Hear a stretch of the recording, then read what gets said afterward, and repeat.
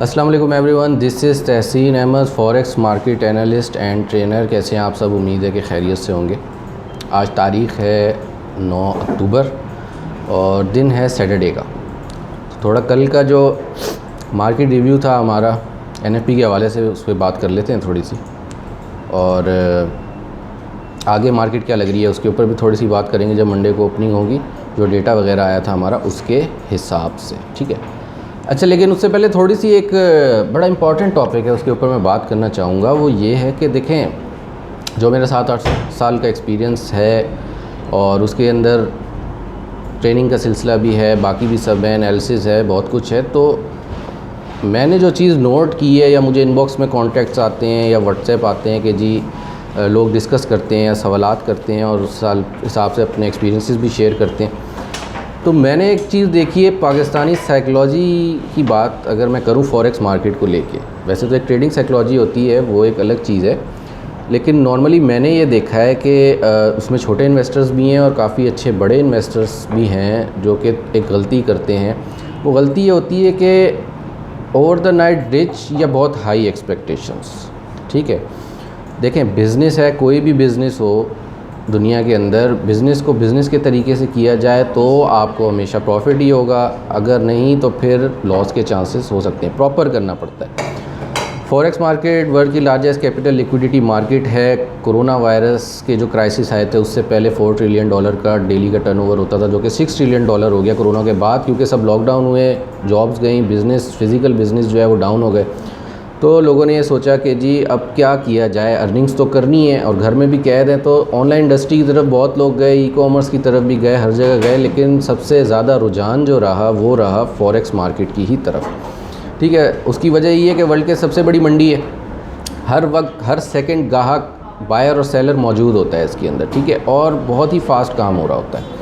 इसी वजह से होता क्या है कि कभी कोई फ़िज़िकल बिज़नेस कोई भी शख्स करता है, ज़ाहिर सी बात है, फिजिबिलिटी बनाता है, वर्किंग करता है, जगह उसके अंदर देखनी, फिर साइट के बाद सारी चीज़ें तमाम करना, अगर बहुत बड़ा सेटअप है महीनों लग जाते हैं, अदरवाइज़ 1-2 महीने के अंदर सेटअप करना, सारा रेनोवेशन करना, उसके बाद जाके बिज़नेस स्टार्ट होता है, आहिस्ता आहिस्ता रनिंग में आता है। प्रॉफिट रेशो भी उसका स्टार्ट में कोई इतना ख़ास नहीं होता, आगे जाके सालों बाद जाके उसके अंदर जो है वो आपको एक अच्छा रिटर्न मिलना या बहुत अच्छी आपकी इन्वेस्टमेंट बनना, पैसे बनना शुरू होते हैं। लेकिन फॉरेक्स मार्केट के अंदर क्या है कि ये मार्केट के अंदर एनी टाइम बायर सेलर, आपने अकाउंट में डिपॉजिट किया, डिपॉजिट करने के बाद आपने इसमें ट्रेडिंग स्टार्ट की तो $6 ट्रिलियन के टर्नओवर की मार्केट है डेली। उसके अंदर जब आप एंटर हो जाते हैं तो मूवमेंट तेज़ हो रही होती हैं, उसके लिए साइकोलॉजिकली थोड़ा सा स्टेबल होना पड़ता है। लेकिन यहाँ पे मैंने क्या देखा है कि ये अमूमन ये होता है कि हाई एक्सपेक्टेशंस लगा ली जाती हैं। ठीक है, मार्केट बड़ी है, बायर सेलर मौजूद है, तो उसकी वजह से मूवमेंट फ़ास्ट है। अगर मूवमेंट फ़ास्ट है तो लॉस भी फास्ट होगी। अगर फिज़िकल बिज़नेस में आप 4-6 महीने कोई लगा के उसके बाद रिज़ल्ट आता है, बिजनेस भी फेल हो सकते हैं। तो इसी तरह से फॉरेक्स मार्केट में क्या हो रहा है कि जल्दी सब कुछ हो रहा होता है, तो बहुत से लोग उसको कैप्चर नहीं कर पाते, थोड़ा ग्रीड आ जाती है, लालच आ जाती है कि जी हम बहुत ज़्यादा रिटर्न्स, यानी कि 100% से भी ज़्यादा लोग एक्सपेक्ट कर रहे होते हैं कि यानी 10 लाख रुपए मैंने इन्वेस्ट किए, मैं 10 लाख रुपए कमा लूँ महीने के, 20 लाख रुपए कमा लूँ, 30 लाख रुपए कमा लूँ। देखें, मार्केट के अंदर पोटेंशियल है, कर सकते हैं, हमने भी 200-300% के प्रॉफिट्स अक्सर किए हैं, लेकिन डिपेंड करता है कि मार्केट में इवेंट क्या है। आपको मार्केट का एक्सपीरियंस होना चाहिए, पता होना चाहिए, मार्केट को आप समझते हो कब एंटर होना है, कब एग्ज़िट होना है, वेट करना है, नहीं करना, फंडामेंटल इवेंट्स क्या चल रहे हैं। दुनिया की बेस करेंसी डॉलर है, उसके बिहाफ पे अगेंस्ट में सारी मेजर करेंसीज ट्रेड कर रही होती हैं, क्रॉस करेंसीज भी कर रही होती हैं आपस में, लेकिन मेजर करेंसीज की बात कर रहा हूँ। गोल्ड है, कॉपर है, प्लेटिनम है, क्रूड ऑयल है, तो उसकी कौन से फंडामेंटल्स हैं जिसकी बेसिस पे मार्केट मूव कर रही है। फर्स्ट फंडामेंटल होता है बैकग्राउंड पे, देन आफ्टर हम टेक्निकली चार्ट्स के थ्रू उसको जो है लेवल्स निकाल के अच्छे और कैप्चर करने की कोशिश करते हैं। ब्रेकआउट्स हो रहे हैं, फेकआउट्स हो रहे हैं, जोन्स बन रहे हैं, पैटर्न्स कौन से बन रहे हैं, उस ब्याह पे। इसीलिए हम ट्रेनिंग का सिलसिला भी इसलिए प्रोवाइड हमने शुरू किया है ताकि लोग जो है एजुकेट हो जाएँ। ठीक है, उसकी पेड ट्रेनिंग्स होती हैं, बहुत से लोग ज्वाइनिंग करते हैं और उसके बाद जो है वो फ़ायदा भी उठाते हैं। लेकिन हो क्या रहा है कि लोग बहुत हाई एक्सपेक्ट कर रहे होते हैं, यानी एकदम से एक तो मार्केट तेज़ है, ठीक है, उसके अंदर फिर रिटर्न्स बहुत ज़्यादा एक्सपेक्ट कर रहे होते हैं, तो उसकी बिहाफ पे होता क्या है कि मार्केट के अंदर वो अक्सर लॉस कर जाते हैं। क्योंकि उसके अंदर लेवरेज यूज़ हो रहा होता है, और लेवरेज यूज़ करने से, लेवरेज बहुत अच्छी चीज़ है, आप इससे फ़ायदा भी उठा सकते हैं, यानी कम पैसे से बुकिंग प्राइस पे ज़्यादा आप मंडी में माल उठा सकते हैं और काम कर सकते हैं।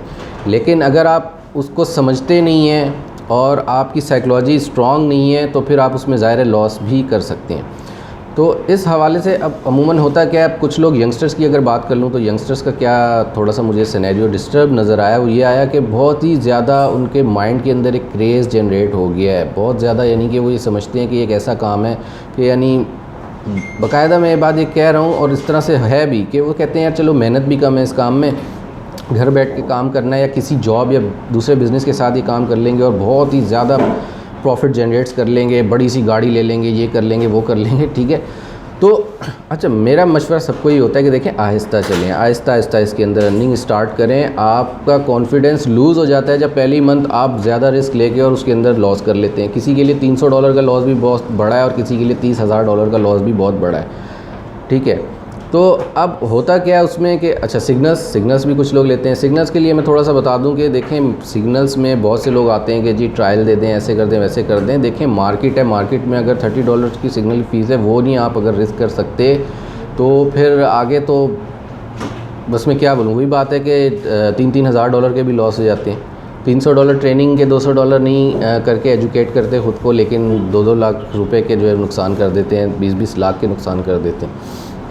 तो सबसे पहले आपको अपने आप को एजुकेट करें। अच्छा सिग्नल चाहिए, सिग्नल आप ग्रुप ज्वाइन करें, ज्वाइन करने के बाद फ़ी पे करने के बाद आप देखें 2-3 दिन, ज़रूरी तो नहीं है कि पहले ही दिन आपको सिग्नल के ऊपर वर्किंग करनी है। अगर आप सेटिस्फाई नहीं है, वैसे तो मैं वीडियोस वगैरह बनाता हूँ, उसमें भी एक अंदाज़ा तकरीबन दे देता हूँ मार्केट का, और अल्हम्दुलिल्लाह सक्सेस रेट अच्छा जा रहा होता है। लेकिन मार्केट है, मार्केट के अंदर बाज़ औक़ात फंडामेंटली डिस्टर्बेंस की वजह से फेक आउट्स बहुत हो रहे होते हैं, तो कभी कभी हमारे स्टॉप लॉस बीट होते हैं। दुनिया का ऐसा कोई ट्रेडर नहीं है, आप वॉरेन बफेट को भी उठा लें, किसी को भी, बड़े बड़े ट्रेडर्स को उठा लें, हर कोई लॉस करता है। जितने बड़े बड़े बिज़नेस हैं, रिस्क उनके अंदर भी है। रिस्क किस चीज़ में नहीं है, हम इतना अरसे पढ़ाई करते हैं, लाखों रुपए खर्च करते हैं, डिग्री लेते हैं, उसके बाद गारंटी नहीं होती कि जॉब हमें 2 लाख की मिलेगी या 20,000 की मिलेगी, ठीक है। रिस्क हर चीज़ में है लाइफ की, लेकिन रिस्क को मैनेज करना पड़ता है। इसी तरह इस मार्केट में असल में हो रहा सब कुछ जल्दी जल्दी होता है, तो आवाम को समझ नहीं आ रही होती हम क्या करें, और दूसरा ग्रीड आ गया और कि जी हमने तो ये समझ लें कि रातों रात अमीर होना है। तो उस हवाले से मैं सबको यही कहता हूँ कि देखें मनी मैनेजमेंट और अपने रिस्क मैनेजमेंट को बेहतर रखते हुए काम करें।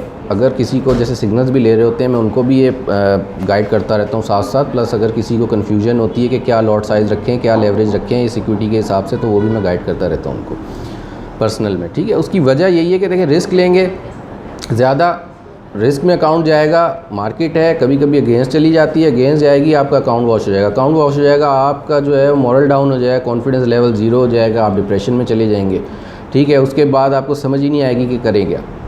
तो आप एक टारगेट बनाएं कि जी 20% से 30% महीने का मैंने अर्न करना है, यानी कि अगर मैं 10 लाख रुपए लगाता हूँ तो 2 लाख 3 लाख रुपए महीना अर्निंग मेरे को हो रही है, तो कोई बुरी अर्निंग तो नहीं है। हाँ, मार्केट में कभी न्यूज़ आएगी, पोटेंशियल है मार्केट में, कभी ऐसे ऐसे इवेंट होते हैं, हम बैठे होते हैं 2 लाख रुपए महीना कमाने के लिए 10 लाख पे, लेकिन कमाई हो जाती है 8 लाख रुपए की। वो डिपेंड करता है, मार्केट के अंदर डिपेंड कर रहा होता है कौन सी ट्रेड होल्ड करनी है, उसके पीछे रीज़न क्या है। जब तक आपको रीज़न नहीं पता तो प्रॉपर फॉलो नहीं करते। फॉलो करें, सिग्नल्स प्रॉपर फॉलो करें, लेवल करें, रिस्क मनी मैनेजमेंट अच्छी रखें, तो इंशाल्लाह आपको इसके अंदर प्रॉफिट्स होंगे। और एक बार कांस्टेंट प्रॉफिट्स आप 3, 4, 6 महीने निकालना शुरू कर देंगे तो आपका कॉन्फिडेंस बढ़ जाएगा। फिर आप उसी की बेस पे बड़े इन्वेस्टर अपने साथ जोड़ सकते हैं। इन्वेस्टर जोड़ें अपने साथ बड़े। आप अगर कहते हैं कि जी मेरे घर के किचन का खर्चा 1 लाख रुपये महीने का है, तो 1 लाख रुपये आप इन्वेस्ट करके और 1 लाख पे 1 लाख कमाने की ना सोचें, ठीक है। आप 10 लाख रुपए लगाएं, 10 लाख से 1 लाख निकालना कोई बड़ी बात नहीं है। महीने का 1-2 लाख रुपए आराम से ईजी नहीं निकल आते, ठीक है। अकाउंट वॉश होने का सवाल ही पैदा नहीं होता, ठीक है। तो अकाउंट वॉश उन लोगों के होते हैं जिनको एक तो एजुकेशन नहीं होती, आइडिया नहीं होता, मार्केट का एक्सपीरियंस नहीं होता, फिर ट्रेडिंग साइकोलॉजी हैंडल नहीं कर पा रहे होते, और डिप्रेशन में जब अकाउंट ट्रेड उनके हाथ से निकलती है तो मतलब साइकोलॉजिकल बहुत प्रेशर आ जाता है और नहीं बंदा कर सकता। हमें भी इस चीज़ का अंदाज़ा जब 7-8 साल पहले सीखना शुरू किया था, ये गलती सबसे होती है। लेकिन हम ये चाहते हैं, मैं ये चाहता हूँ कि अब वो गलती आपसे ना हो, ठीक है। तो इसको प्रॉपर लेके चलें। रिस्क मैनेजमेंट एक बहुत ही ज़बरदस्त चीज़ है। आज मार्केट क्लोज़ है तो मैंने सोचा कि इस टॉपिक पे बात कर लूँ। इसके अलावा भी बहुत सारे टॉपिक्स हैं, उनके ऊपर भी बात की जा सकती है, आप अगर कमेंट करें, इनबॉक्स करें तो उस पर भी मैं आपको गाइड करूँगा। उम्मीद है कि जितनी मेरी नॉलेज है थोड़ी सी, उसके हिसाब से आपको कुछ ना कुछ फ़ायदा ही इसके अंदर होगा। ठीक है, तो वैसे तो ये टॉपिक्स ऐसे हैं कि इनके ऊपर बात करने के लिए 2-2, 3-3 घंटे भी कम हैं, लेकिन फिर भी ये है कि वीडियो ज़्यादा लंबी नहीं कर सकता मैं, तो इंशाल्लाह देखते हैं। अच्छा, मार्केट का मैं ये कह रहा था कि कल जो हमारी कॉल्स थी यूरो यूएसडी के लिए, हम थोड़ा सा बुलिश मोमेंटम बनता देख रहे थे। ठीक है, इसने ब्रेकआउट किया था, जो पेड सिग्नल ग्रुप है उसके अंदर 1.156 से हमने एंट्री ली थी और इसका भी स्टॉप लॉस नीचे दिया हुआ है और ऊपर टीपी 1.16 के अराउंड है हमारा।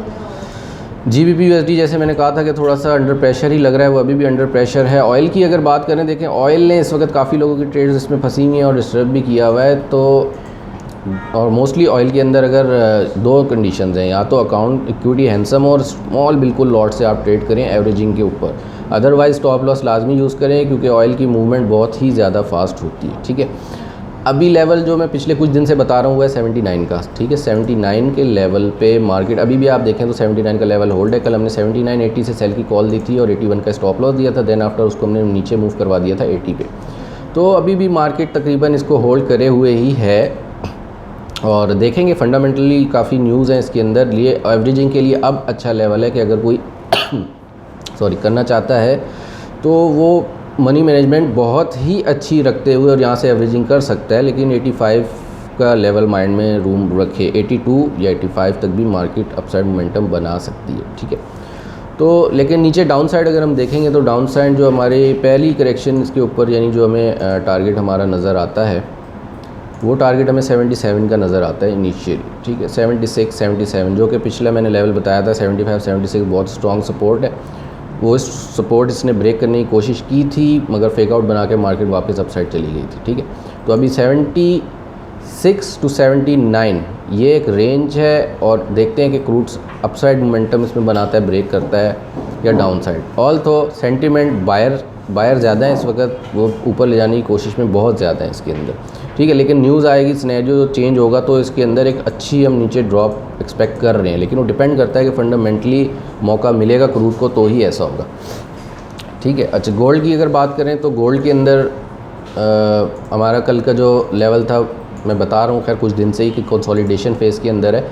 कल मार्केट ने 1765-67 के लेवल को ब्रेक करने की कोशिश की, मार्केट अपसाइड गई एनएफपी डेटा आने के बाद 1780, देन आफ्टर जो है फिर मार्केट जो है नीचे क्लोज हो गई। अब ये 1760 से लेके 1770 का ही जो लेवल है ये बहुत इंपॉर्टेंट है इस वक्त। फ़िलहाल गोल्ड अंडर प्रेशर चल रहा है। प्रॉपर एक रेंज बताऊँ कंसोलिडेशन की तो ये रेंज बनती है 1745 से लेके 1770 तक की। इसके अंदर हम गोल्ड का फ़िलहाल कुछ नहीं कह सकते कि ब्रेक किस साइड पे लेगा। मैं फिर भी बुलिश हूँ गोल्ड के ऊपर क्योंकि बहुत सारे रीज़न है, इन्फ्लेशन है, ठीक है, उसके अलावा और बहुत सारे रिस्क फैक्टर इस वक्त मार्केट के अंदर। क्योंकि अगर आपको याद हो कोरोना जब आया था तो कोरोना में यूएस के अंदर मनी प्रिंटिंग बहुत ज़्यादा की थी, स्टिमुलस पैकेजेस दिए गए थे, तो वो यानी कि जितने रिज़र्व नहीं है अमेरिका के पास गोल्ड के, उससे बहुत ज़्यादा डॉलर वो जो है प्रिंट करके और मार्केट में सप्लाई किए जा रहे हैं। तो एट द एंड आके उनको इसका नुकसान उठाना ही है, इन्फ्लेशन भी इंक्रीज़ होनी है। कल का जो हमारे पास डेटा इसके अंदर आया था उस डेटा के मुताबिक नॉन फार्म एम्प्लॉयमेंट चेन तो काफ़ी डाउन फिगर थी, लेकिन उसकी बेस पे ही गोल्ड ऊपर गया, यूरो ऊपर है, लेकिन बाद में अंडर प्रेशर इसीलिए हुआ कि अनएम्प्लॉयमेंट रेट जो है वो काफ़ी इनका ड्रॉप हो गया, 4.8 पे आ गया, जो कि बहुत इम्प्रेसिव था। ऑल तो अगर हम देखें तो हमें ये नहीं समझ आती कि एक तरफ एम्प्लॉयमेंट चेंज जो है वो ड्रॉप हो रही है लेकिन अनएम्प्लॉयमेंट रेट भी ड्रॉप हो रहा है। भाई जब नौकरियाँ नहीं ज़्यादा लोग कर रहे तो फिर अनएम्प्लॉयमेंट रेट तो बढ़ना चाहिए, ठीक है, लेकिन वो नीचे आ, लेकिन ये फिगर सेट हो जाएंगे आगे जाके क्योंकि आगे पीछे रीडिंग्स चल रही होती हैं, कुछ चीज़ों का इम्पैक्ट अगले महीने के डेटा के अंदर शो होता है। तो उस हवाले से भी हम देखें कि डॉलर हमें वीक होता नज़र आता है। टेक्निकली भी डॉलर ने अपनी रेजिस्टेंस जो है वो होल्ड करी हुई है, ठीक है, और ये लेकिन अभी मार्केट स्लो चल रही है। 18 अक्टूबर यानी अक्टूबर का महीना थोड़ा सा डिस्टर्ब है, इसके अंदर बहुत ध्यान से हमें ट्रेड करनी होगी। और फर्दर अगर हम इसके अंदर देखते हैं कि इंटरेस्ट रेट का कुछ मामला मार्केट में आ रहा था कि अमेरिका अपने इंटरेस्ट रेट हाइक करने जाएगा, तो वैसे अगर सच्ची बात करें तो इस वक्त वो इस कंडीशन में नहीं है कि इंटरेस्ट रेट हाइक करें, लेकिन ये है कि वो रिमोर्स फैलाए जाते हैं और फैक्ट के ऊपर जो है ट्रेडिंग की जाती है। तो कुछ उस हिसाब से भी मामला चल रहे हैं, जबकि बीच में कुछ न्यूज़ आई थी फेड के मेंबर्स से, टीम मेंबर्स से कि जी 2022 से पहले तो भूल ही जाएँ। अब डिबेट ये हो रही है कि 2022 के स्टार्टिंग में होगी या फिर एंड में होगी या मिडिल में होगी, उस हिसाब से देखा जाएगा। चलें ठीक है जी, बहुत शुक्रिया। अभी मैं अपनी इस वीडियो को क्लोज़ करता हूँ। कोई सवाल है इनबॉक्स करें, कोई टॉपिक जिस पे आप डिस्कस चाहते हैं कि मैं वीडियो बनाऊँ वो मेरे को बताएं, उसके ऊपर बात की जाएगी इसके ऊपर, ठीक है। और इंशाल्लाह फिर नेक्स्ट वीडियो में मुलाकात होती है। मंडे को मार्केट ओपन होगी तो मंडे को देखेंगे कि मार्केट में किस तरफ का जो है रुझान ज़्यादा है और किस तरफ जो है मार्केट हमें लग रही है, बुलिश साइड लग रही है, बेरिश साइड लग रही है, तो इंशाल्लाह इसको देखेंगे। ठीक है जी, थैंक यू।